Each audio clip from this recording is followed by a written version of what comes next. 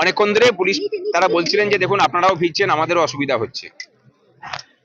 বিষয়টা সেটাও নয়, আবহাওয়া যেভাবে প্রতিকূল হয়েছে আমাদের পক্ষেও একটা অসুবিধা হয়েছে, কারণ আমরা এটার জন্য প্রস্তুত ছিলাম না সেভাবে।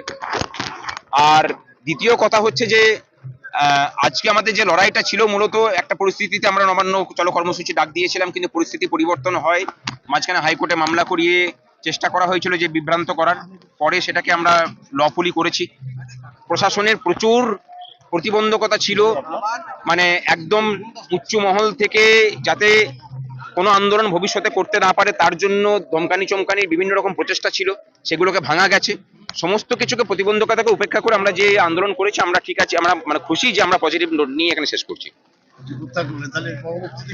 পরবর্তীতে আমরা সমস্ত মঞ্চ মিলে বসে ঠিক করব, এবং এটুকু বলে দিয়ে যাচ্ছি যে নবান্ন আগামী মানে ইলেকশন পর্যন্ত যদি দাবি দেওয়া আমাদের না মেটে, তাহলে নবান্নের উপরে এই আন্দোলনের ঢেউ বারবারই আছড়ে পড়বে। হ্যাঁ, হতেই পারে, পরিস্থিতি আঁচ করে। তবে সেবার যদি হয় তাহলে মুখ্যমন্ত্রীকে পালাবার রাস্তা দেওয়া হবে না, এটুকু নিশ্চিন্ত থাকতে পারে। আন্দোলনকে নিয়ে, নবান্ন অভিযানকে নিয়ে যে টেম্পারমেন্ট ছিল যৌথ মঞ্চে, এই যে টেম্পারমেন্ট দেখা গেল, শুধু যৌথ মঞ্চ তো নয়, সংগ্রামী যৌথ মঞ্চ আছে, কর্মচারী পরিষদ আছে, তারপরে পশ্চিমবঙ্গ বঞ্চিত চাকরি প্রার্থী চাকরিজীবী চাকরিহারা ঐক্য মঞ্চ আছে। আপনারা কোন টেম্পারমেন্টের কথা বলছেন আমি জানি না আর কি। টেম্পারমেন্ট মানে যে প্রতিবন্ধকতাগুলো সৃষ্টি করা হয়েছিল, আজকে সকালবেলাতেও দেখেছেন যে সিপি নিজে দাঁড়িয়ে দাঁড়িয়ে বলেছেন যে এটা আমরা বেআইনি ঘোষণা করছি। তা তারপরেও আমরা মিছিল করে এখানে এসেছি এবং এখনো পর্যন্ত এখানে দাঁড়িয়ে আছি।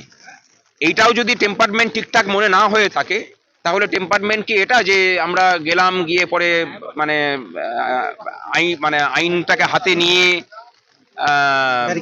ব্যারিকেড ভাঙলাম? ব্যারিকেড ভাঙাটা বড় ব্যাপার নয়, ব্যারিকেড এখনো ভাঙতে পারি, কিন্তু আমরা কোনো রকম কোনো আনলফুল কাজ করতে রাজি নই। আমরা আইন মেনে কাজ করছি, আইনটাকে এই রাজ্যে প্রতিষ্ঠা করার কাজটাও আমরা করছি। আমরা রাজ্যবাসীকে দেখাচ্ছি যে আইন মেনে সমস্ত কাজ করা যায়, এবং সরকার যেটা প্রতিষ্ঠা করতে চাইছে যে তোমাকে ভাই অনুমতি না দিলে তুমি আন্দোলন করতে পারো না, সেইটাকে আজকে ভাঙলাম। রাজ্যবাসী দেখুক